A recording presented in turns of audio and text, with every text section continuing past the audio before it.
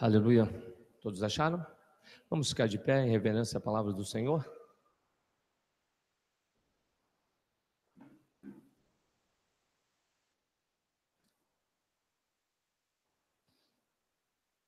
A partir do versículo 31, Romanos 8, a partir do versículo 31, a palavra do Senhor.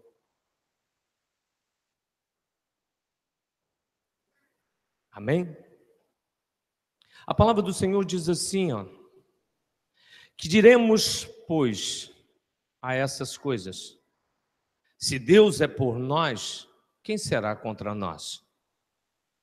Aquele que nem mesmo o seu próprio filho poupou, antes o entregou por todos nós, como a nós não dará também com ele todas as coisas? Quem intentará acusações contra os escolhidos de Deus? E Deus que os justifica. Quem os condenará? Pois é Cristo quem morreu, ou antes, que ressuscitou dentre os mortos, ao qual está à direita de Deus e também intercede por nós. Quem nos separará do amor de Cristo? A tribulação, ou a angústia, ou a perseguição, ou a fome, ou a nudez, ou o perigo, ou a espada? Como está escrito: por amor a ti somos entregues à morte todo dia. Fomos reputados como ovelhas para o matadouro. Mas em todas essas coisas somos mais do que vencedores, porque aquele que nos amou. Porque estou certo de que nem a morte, nem a vida, nem os anjos, nem os principados, nem as potestades, nem o presente, nem o porvir, nem a altura, nem a profundidade, nem alguma outra criatura nos poderá separar do amor de Deus, que está em Cristo Jesus, nosso Senhor. Feche teus olhos. Pai, obrigado, Senhor, por tua palavra. Obrigado, Senhor, porque o Senhor está no meio de nós. O Senhor recebe o nosso louvor, o Senhor recebe a nossa gratidão. Pai, perdoa os nossos erros, nossas falhas. Muitas vezes o nosso pensar, o nosso agir, o nosso caminhar. Senhor, o Senhor conhece o nosso coração, o mais íntimo, Senhor, da nossa alma. Tem misericórdia de nós, Deus. Senhor, nos capacita perante a nossa fraqueza. Nos faz forte, Deus, perante o nosso adversário que nos rodeia e nos tenta nos tragar. Deus, Tu és misericordioso, tens sido bondoso para conosco. Obrigado, Senhor, pelo Teu Filho amado, Jesus Cristo, que reina para todos sempre. Amém, amém e amém. Os irmãos podem se assentar. Palavras bonitas, Paulo diz para nós. Texto bonito. Nós cantamos aqui a última música, a Ele a glória. A Ele a glória. A Ele a glória, a Ele a glória, a Ele a glória, para sempre, amém. Não importa a tua dificuldade, a Ele a glória. Não importa a tua tristeza, a Ele a glória. É isso que nós temos que entender. Se estou fraco, a Ele a glória. Se estou forte, a Ele é a glória. Por tribulações, a Ele a glória. Se os tempos estão difíceis, a Ele a glória. Se tem que enfrentar o mar, a tempestade, a Ele a glória. A Ele é a glória. E Paulo, ele nos declara, ele dá alguns detalhes. Se olharmos, voltarmos um pouco, porque o interessante é que quando Paulo aqui, quando nós acabamos de ler, que diremos, pois, a essas coisas? Que coisas são essas? Que coisas é essa que Paulo está se referindo? Se voltarmos um pouco em Romanos, o capítulo 6, versículo 1 diz assim, que diremos, pois, permanecemos no pecado para que a graça seja mais abundante? De modo nenhum. Estamos mortos para o pecado, como viveremos nós ainda nele?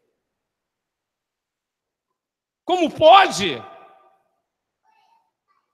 Se nós morremos por pecado, como podemos viver, continuar vivendo nele?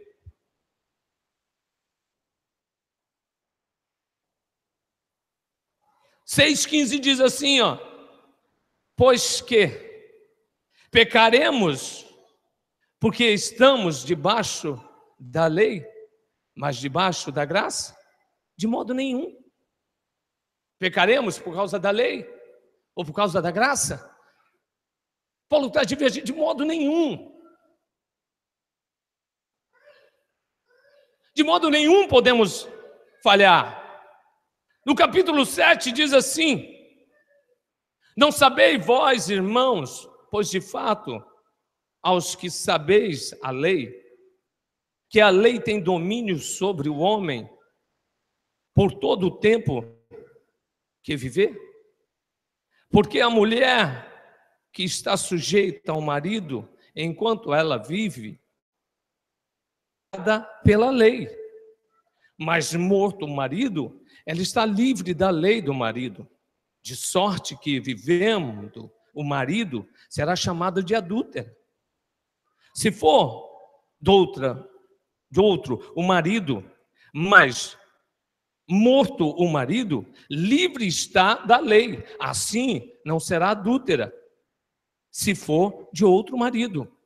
Assim, meus irmãos, também vós estáis morto para a lei, pelo corpo de Cristo, para que sejais daquele que ressuscitou dentre os mortos, a fim de que demos frutos para Deus. O que Paulo está nos alertando aqui?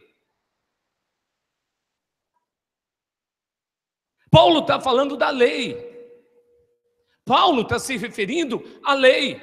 Nós vivemos no passado presos à lei.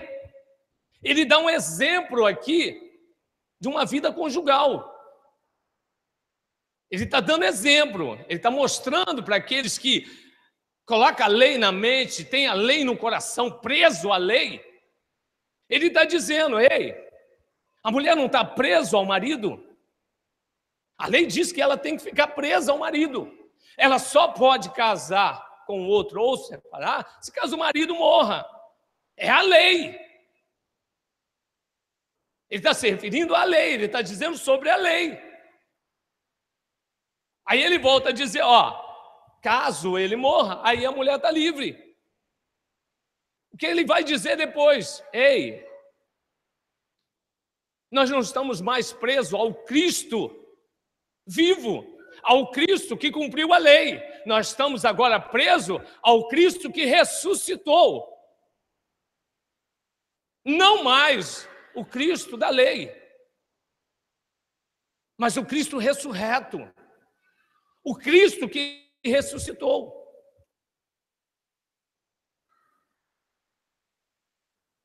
Que diremos, pois? É a lei pecado? De modo nenhum. Mas eu não conheci o pecado, senão pela lei. Veja bem o que Paulo está dizendo. Enquanto eu era menino, enquanto eu crescia, eu não conhecia o pecado. Mas quando eu conhecia a lei, eu conheci o pecado. Até então eu vivia sem pecado. Mas agora eu conhecendo a lei, eu peco. Porque eu conheço a lei. Paulo está dizendo, ei, nós não podemos nos prender à lei. Porque homem nenhum cumpre a lei, não consegue cumprir a lei. Nós temos que seguir a Cristo, o Cristo que ressuscitou.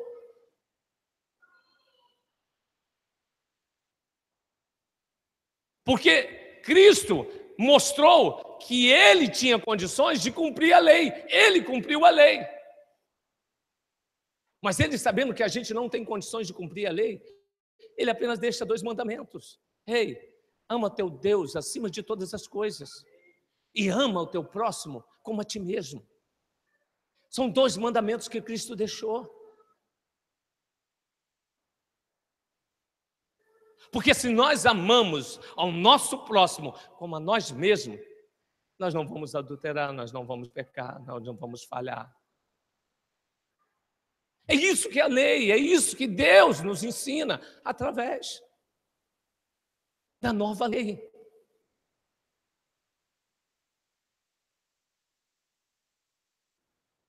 Mas o pecado, tomando ocasião pelo mandamento, despertou em mim toda a consciência, porque sem a lei estava morto o pecado.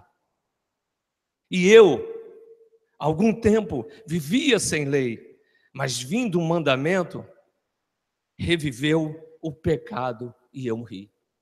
Olha o que Paulo está dizendo, olha o que Paulo está falando. E ele continua no versículo 14 do capítulo 7, porque bem sabemos que a lei é espiritual, mas eu sou carnal, vendido sobre o pecado. Não o aprovo, pois o que eu quero eu não faço, mas o que aborreço, isso eu faço. Olha o que Paulo está dizendo, como é difícil. O que fazer, eu não consigo. O que eu não posso fazer, isso eu faço.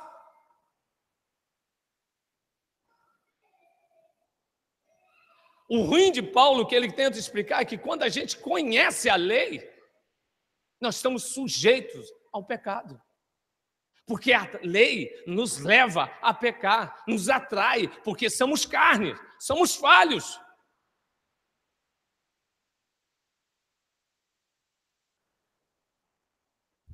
E no versículo 8, diz assim, portanto agora, nenhuma condenação há em Cristo Jesus, que não anda segundo a carne, mas segundo o Espírito. Não anda mais segundo a lei, segundo a carne, mas agora anda segundo ao Espírito Santo de Deus. É isso que Paulo está nos afirmando, a partir que nos tornamos uma nova criatura, a partir que aceitamos a Jesus, nós não andamos conforme a lei, nós andamos conforme o Espírito que Deus nos deu. Se seguirmos a lei, nós vamos acusar. Era assim que os donos da lei faziam, eles acusavam, porque eles já conheciam a lei. Então eles acusavam as pessoas, vocês falharam, vocês erraram, não sabendo ele que estava errando e falhando. Mas quando nós andamos no Espírito, nova criatura somos. Nós amamos, nós respeitamos.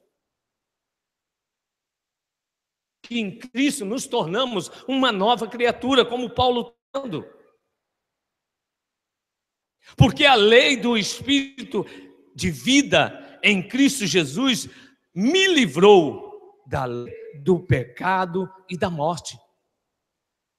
Olha que coisa linda Paulo está referindo. Porque a lei do Espírito da vida, Jesus, só nele, me livrou do pecado e da morte.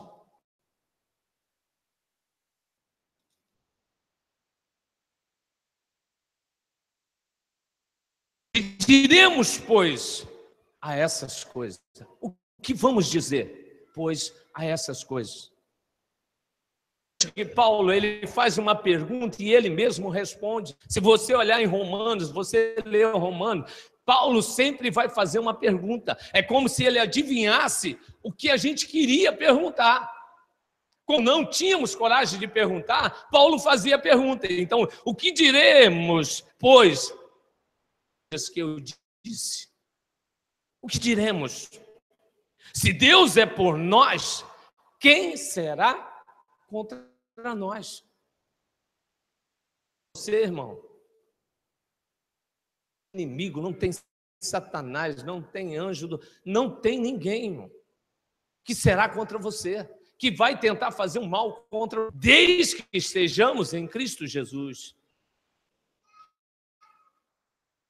Nem mesmo ao seu próprio filho poupou, antes o entregou por todos nós, como não dará também como ele todas essas coisas? Se Deus entregou o seu próprio filho por amor de mim e de você, por amor a nós, entregar o seu filho, nós, pecadores, falhos, é isso que Jesus espera de nós, que venhamos amar.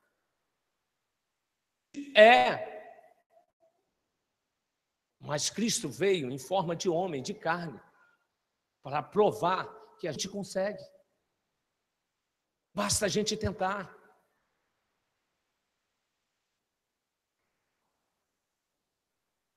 Quem tentará acusação contra os escolhidos de Deus? Quem os justifica? Pois Cristo, que morreu, ou antes, que ressuscitou dentre os mortos, do qual está à direita e também intercede por nós. É Ele, é um único. Quem nos separará do amor de Cristo? Paulo faz outra pergunta: quem nos separará? A tribulação? Seja qual for ela, eu não vou me separar de Cristo. A angústia, a perseguição, a fome, ou a nudez, ou o perigo, ou a espada, quem vai nos separar? Como está escrito, por amor a ti somos entregue à morte todos os dias. Por amor a Cristo, o inimigo tenta nos destruir a todo momento, tenta ceifar nossa vida a todo instante. Você acha que foi fácil vir até aqui? Você acha que foi fácil chegar até aqui? Quantos livramentos Deus deu a cada um de nós para estarmos aqui hoje? Quantas pessoas nesse momento morreram? Pararam para pensar nisso? E nós estamos aqui ainda respirando. Estamos ainda vivos, com a oportunidade, a todo instante Deus nos dando.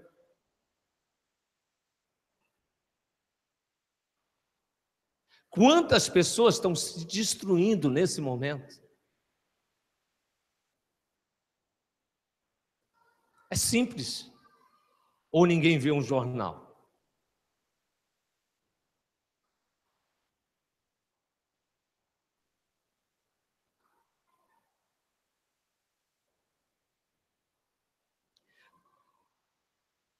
Mas em todas essas coisas, somos mais do que vencedores, por aquele que nos amou.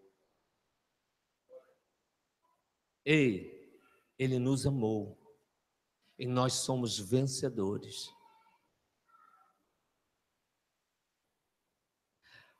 Porque estou certo que nem a morte, nem a vida, nem os anjos, nem os principados, nem a tempestade, nem o presente, nem o porvir, nem a altura, nem a profundidade, nem alguma outra criatura nos poderá separar do amor de Deus.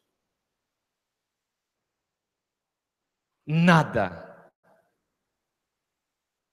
nada. À frente.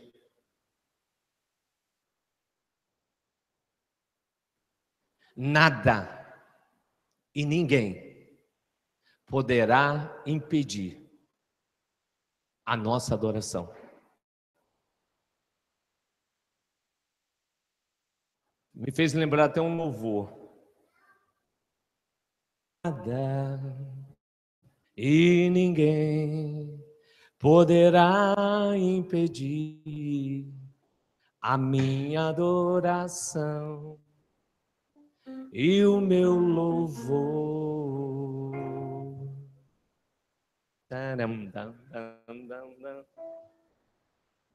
Aleluia. Nada vai impedir. Porque quando nós estamos em Jesus, a lei pode nos acusar de termos errado, de termos falhado, de termos pecado contra Deus. Pode até nos acusar de tropeços da vida, de pedras que vão aparecer no nosso caminho. São consequências da vida. Porque a lei, ela nos culpa com força.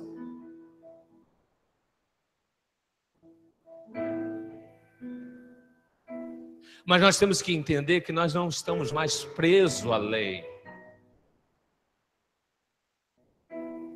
Ei, nós estamos presos a um que ressuscitou entre os mortos. Um que se levantou da sepultura. E ao terceiro dia ele ressuscitou. Ele desceu até a profundeza e tomou a chave da morte e da vida da mão do inimigo. A Bíblia pisou na cabeça do inimigo